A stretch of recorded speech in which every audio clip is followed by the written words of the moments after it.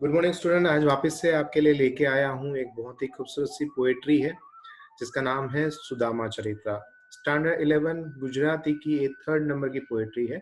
और आज हम इसके अंदर जो सबसे टफेस्ट वर्ड है उसके कारण से हम ये जो पोएट्री है वो समझ नहीं पाते हैं, है ना। तो ये जो पोयम है वो है एक फ्रेंडशिप पे। एंड ये जो पोयम, उसके अंदर काफी सारी नई नई बातें हमें जानने को मिलेगी। धार्मिक, हिस्ट्री और हमारे संबंध, है ना। एक ऐसा संबंध जो हम ऊपर से आते ईश्वर के पास से इस दुनिया में, खूबसूरत सी दुनिया में। तो हमारे पास माता, पिता, भाई, बहन, चाचा, चाची, इन सब का रिलेशन एक फिक्स है। पर कुछ ऐसे रिलेशन है जो हम यहाँ पर आके जोड़ते हैं, बनाते हैं। और उसका हमारा संबंध कभी कभी हमारा आत्मा के साथ भी गहरा हो जाता है। एंड वो है मित्रता, वो है दोस्ती। तो आज बात करेंगे भगवान श्री कृष्ण के परम मित्र सुदामा जी के बारे में। एंड सुदामा जी के चरित्र के बारे में हम यहाँ पर जानकारी ले। सबसे पहले बातचीत करेंगे प्रेमानंद जी।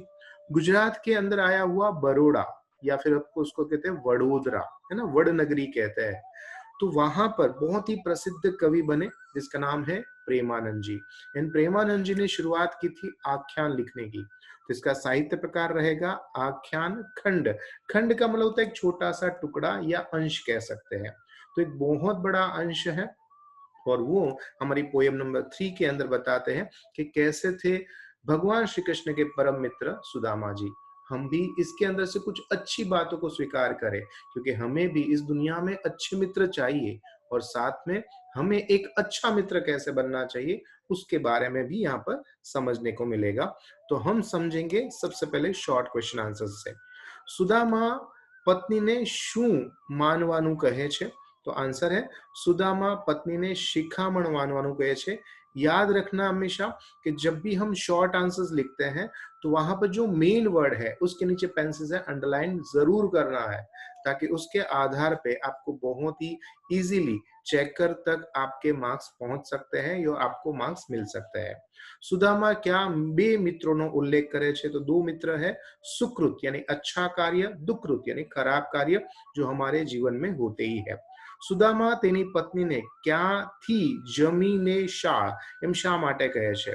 तो उसका आंसर है कि जो आपने खड़धान खेड़ीने वाविए, जो अगर हमने खराबी कार्य किया, अगर हमने ग्रासी बोया है, तो ऑब्वियसली हमें मैंगो ट्री का मैंगो कैसे मिलेगा?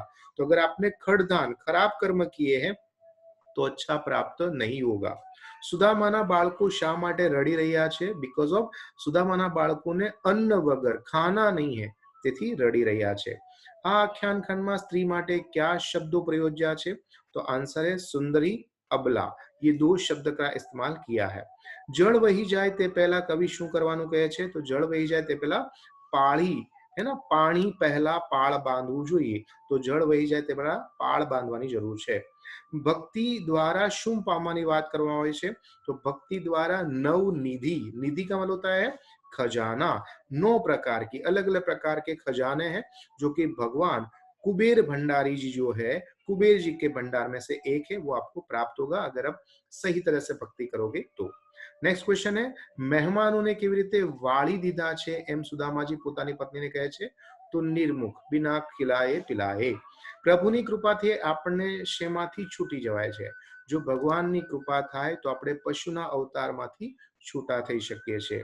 સુદામાની પત્ની સુદાमा માટે क्यों संबोधन करे છે?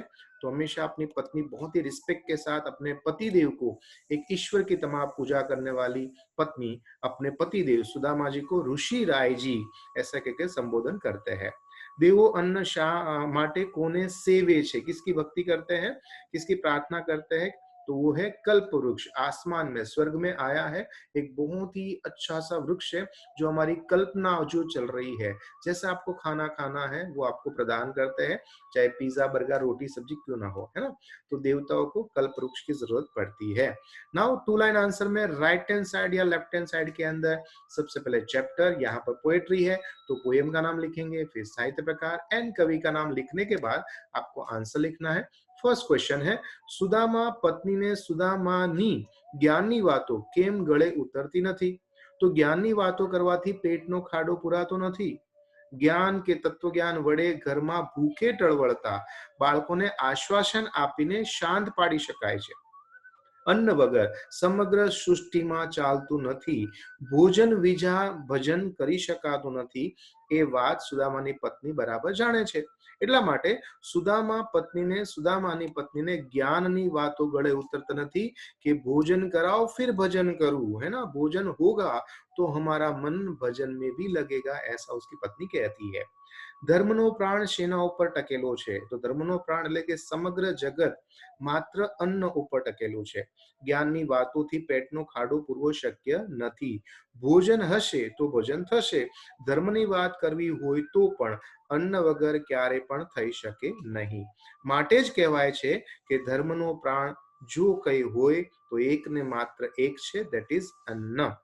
नेक्स्ट ये लॉन्ग आंसर है, बस आपने ये कर लिया, मतलब पूरी की पूरी पोएम इसमें समा गई. कोई भी प्रकार का क्वेश्चन आप बहुत ही अच्छी तरह से ये जो 19 पॉइंट्स है या लास्ट में 20 वाला भी जो पॉइंट्स आएगा उसको आप लाइन वाइज लर्न करो, शॉर्टकट कीज बनाओ, कोई एक वर्ड को पकड़ लो और उसके आधार पर बना लोगे तो पूरी पोएट्री इस लॉन्ग आंसर में समा गई है. कोई भी क्वेश्चन आपको लॉन्ग आंसर का पूछे या शीर्षक की सार्थकता या यथार्थता या सुदामा जी ना दरिद्रता के बारे में, तो आप ये आंसर को हर जगह पर यूज कर सकते हो. पर जब भी हम लॉन्ग आंसर लिखते हैं सबसे पहले क्या करते हैं, हम उसका इंट्रोडक्शन देते हैं एंड उसके बाद हम आंसर लिखते हैं, लास्ट में हम क्वेश्चन को रिपीट करते हैं. इस तरह से 3 पार्ट यानी कि 3 पैराग्राफ बनते हैं और ये जो तीनों पैराग्राफ होते हैं उसके बीच में आपको लाइन छोड़नी चाहिए ताकि आपका जो आंसर है वो सबसे ज्यादा सुंदर दिखे, है ना. हैंड राइटिंग एंड जो मेन वर्ड होता है ना उसके नीचे आप अंडरलाइन जरूर करिएगा. उससे क्या होता है कि जो आपकी दूसरी जो गलतियां है जोड़नी है वहां पर चेकर का कुछ कम फोकस जाएगा.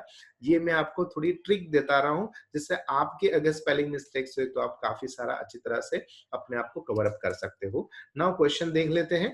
આ કાવ્યમાં રજૂ થયેલી સુદામાની દરિદ્રતા તમારા શબ્દમાં વર્ણન કરો. આ કાવ્યમાં સુદામાનું એક ગરીબ વ્યક્તિ તરીકેનું આલેખન કરવામાં આવેલું છે. સુદામા ભગવાન શ્રી કૃષ્ણના બાળપણના મિત્ર છે. સાંદીપની ઋષિના આશ્રમમાં બંને સાથે રહી અને વિદ્યાભ્યાસ કરતા હતા. એ વાત સુદામાની પત્ની ખૂબ જ સારી રીતે જાણતા હતા. એટલે સુદામાની ગરીબ પરિસ્થિતિ સુદામાને એની પત્ની કૃષ્ણ પાસે જવા માટે કહે છે કે તમે ભગવાન ઈશ્વર એવા તમારા મિત્ર છે ભગવાન શ્રી કૃષ્ણ એની પાસે જાઓ, તેની પાસે હાથ લાંબો કરો. ત્યારે સુદામા પોતાની પરિસ્થિતિને માન આપી અને ચાલવાનું કહે છે. સુદામા ઘરમાં ખાવા માટે અન્નનું એક દાણું પણ નથી અને બીજી તરફ ઘરમાં બાળકો ભૂખે તડફડિયા મારી રહ્યા છે, ટળવળે છે. છતાં પણ સુદામા કૃષ્ણ પાસે જવા માટે તૈયાર થતા નથી. સુદામા કહે છે કે આ તો વિધિએ નિમ્યું છે, આ તો મારા નસીબમાં લખ્યું છે એટલા માટે આવું થઈ રહ્યું છે. વિધિના લેખમાં મેઘ કોઈ પણ મારી શકે નહીં. આમ સુદામા ક્યાંક પોતાની પત્નીને સમજાવવા માંગે છે કે આપણા નસીબમાં જો ખડધાન અનાજ જ નહીં હોય અને માત્ર ઘાસ જ હશે તો આપણને ભાત અનાજ ક્યાંથી પામી શકવાના. આપણે જીવનમાં પાણી પહેલા પાળ બાંધવી જોઈએ તે આપણે કર્યું નથી. એકાદશીનું વ્રત કે તીર્થાટન કર્યા નથી.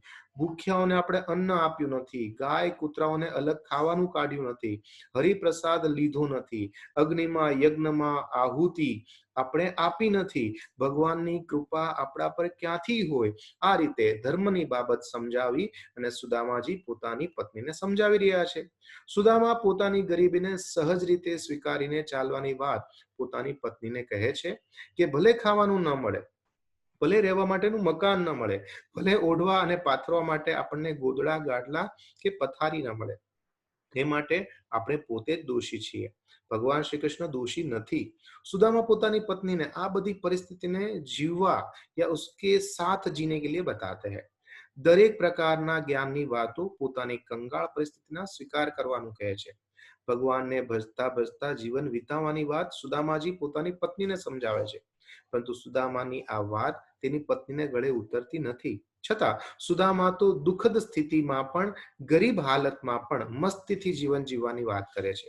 એની પાસે ખાવા માટે ઘરમાં ધાન નથી. બાળકો ભૂખે મરે છે પણ છતાં બધા જ પ્રભુની મરજી પ્રમાણે ચાલે છે.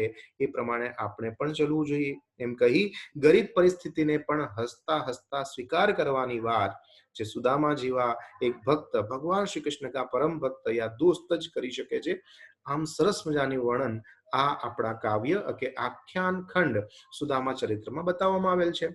नाउ इसके अंदर जो दूसरा मेन इंपॉर्टेंट पार्ट है लॉन्ग आंसर के बाद, वो है इसके मीनिंग्स। यहाँ पर हमने ग्रामर पार्ट बना के आपको दिया है।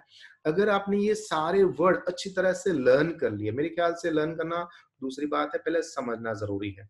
तो आप समझ लेते हो, लर्न करोगे तो आपको शब्द समूह होगा, समानार्थी होगा, विरोधी शब्द है या कोई भी प्रकार का ग्रामर पूछेंगे, आप इजीली उसको टैकल कर पाओगे। तो आई थिंक इसको बार बार सीखिएगा, समझिएगा। पछे, इसमें तड़पदा शब्द बहुत सारे हैं। पछे का मतलब होता है पक्षी। सुदामा जी, सुदामा को कहा गया। बोलिया यानी बोलिया। सुन यानी कि सांभळवू, सुनवू ते। शिखामण बोध एडवाइस को कहते हैं। घेली यानी गांडी। निम्यो यानी निर्मित, जो हुआ है वही। पामिए એટલે પ્રાપ્ત કરીએ, મેળવીએ। વિધિ यानी कि ब्रह्माजी, विधाताए जो આપણા નસીબમાં લખ્યું છે તે। वृद्धि यानी વધારો। हाण मतलब हानि। सुकृत એટલે સારું કાર્ય। દુષ્કૃત मतलब खराब कार्य। मित्र मतलब दोस्त। दीधा मतलब आपवा। विना मतलब वगर। नव मतलब नहीं। वैसे नव के और भी दो मतलब होते हैं। नव नंबर्स को भी कहते हैं और यहाँ पर नव नेगेटिव में बोला है। नव का तीसरा मतलब होता है नवीन, न्यू को भी कहते हैं नव। ठीक है। शोचना यानी शोक। खड़धान। खड़ उपजेम वगर खेड़े उगतु धान यानी कि अनाज को नहीं परंतु घास को कहते हैं। खेड़ी यानी जमीन ने खोदવું, हल द्वारा प्लाविंग करना, उसको कहते हैं। शाळ जेमाथी चोखा निकले छे। प्रथम यानी पहला। एकादशी व्रत यानी 11 નું व्रत को कहा जाता है। कीधा मतलब करिया। तृप्त यानी संतुष्ट। ब्रह्मभोज ब्राह्मण ने भोजन करावવું તે। શ્વાન વાયસ એન્ડ ગ્રોગ્રાસ। જમતા પહેલા ઘણા લોકોને એવી ટેવ છે, સારી ટેવ છે। શું ટેવ છે કે કૂતરાઓને, કાગડાઓને અને ગોગ્રાસ એટલે કે ગાયને કોઈ પણ પ્રકારનું અન્ન જમાડવું, તેને આ પ્રકારના શબ્દનો ઉપયોગ થાય છે। હોમ હવન કરવું એટલે યજ્ઞ। અતિથિ यानी कि મહેમાન। નિર્મુખ ખાધા વગરના પાછા જવું તે। वालिया मतलब विदाय करिया। अन्न मतलब अनाज। हरिप्रसाद देव में धरेलू नैवेद्य।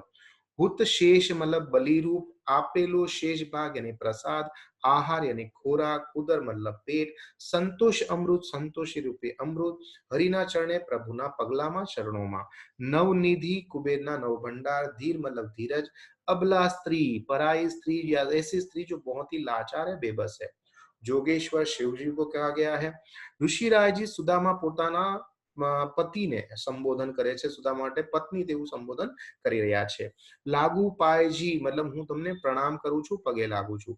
हरिभक्त यानी कि भगवान श्री कृष्ण के हिसाब से यहाँ पर बोला गया है, तो बहुत ही सही है। हरिभक्त विष्णु भगवान ना भक्त ने पण कहते हैं। सूजे मतलब समझ। अन्नपूर्णा, अन्नपूर्णारी देवी को कहते हैं। अन्नपूर्णा देवी, पूर्व पाड़नारी देवी। रवि, सूर्य, भानु, दिवाकर, आदित्य, बहुत सारे मीनिंग ले सकते हैं। सेवे એટલે સેવવું તે। અક્ષય પાત્ર એક એવી વસ્તુ, એક એવું પાત્ર છે જેમાંથી ક્યારે પણ કોઈ પ્રકારનું અનાજ અપૂર્ણ, ખતમ, પૂર્ણ ન થતું, मतलब કન્ટિન્યુ નિકલતા ही रहता है। એવું એક અક્ષય પાત્ર પણ છે જે દેવતા પાસે છે। કામધેનુ ગાય આપણી મનની ઈચ્છાઓને જાણી લે છે અને જે આપણે ઈચ્છાઓ કરીએ છીએ તે પ્રમાણે આપણને ये वस्तु प्रोवाइड करती है। ऐसी एक गाय आती है, उसको कहते हैं मनोकामना पूरी करनारी एक कल्पित गाय है कामधेनु। सुर असुर।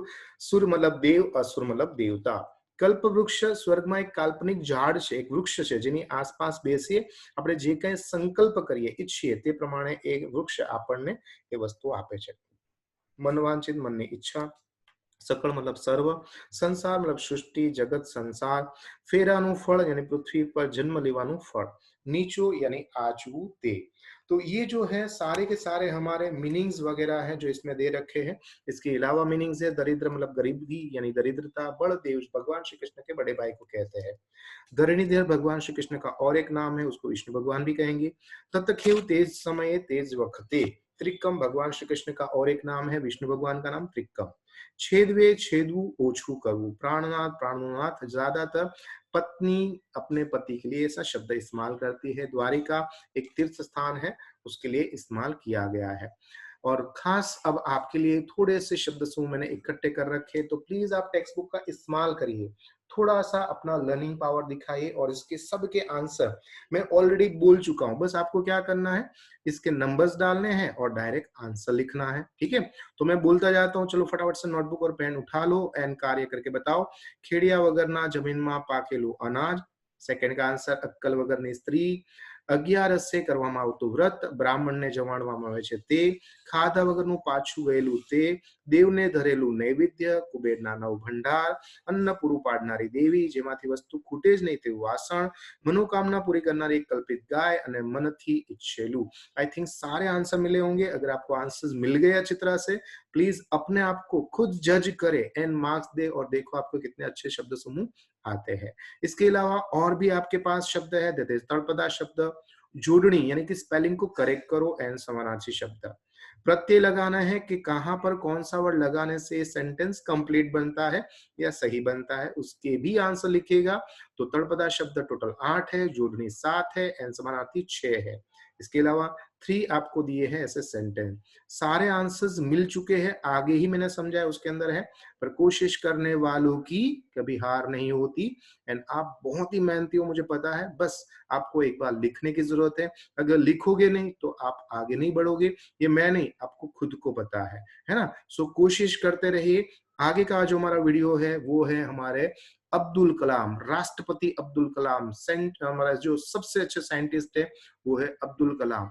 एंड ये अब्दुल कलाम के एक खास दिलो जान दोस्त मित्र है, राहबर मार्गदर्शक है, जो उसके जीजाजी आगे चलकर उसके सही में मार्गदर्शक कैसे बने, उसकी पूरी की पूरी स्टोरी आपके सामने लेके आऊंगा। आप उसको जरूर देखिएगा, थोड़ा लंबा है पर समझने योग्य है, पर हाँ इसके क्वेश्चन आंसर दूंगा वो आप करिएगा तो भी आपको कोई प्रॉब्लम नहीं आएगा।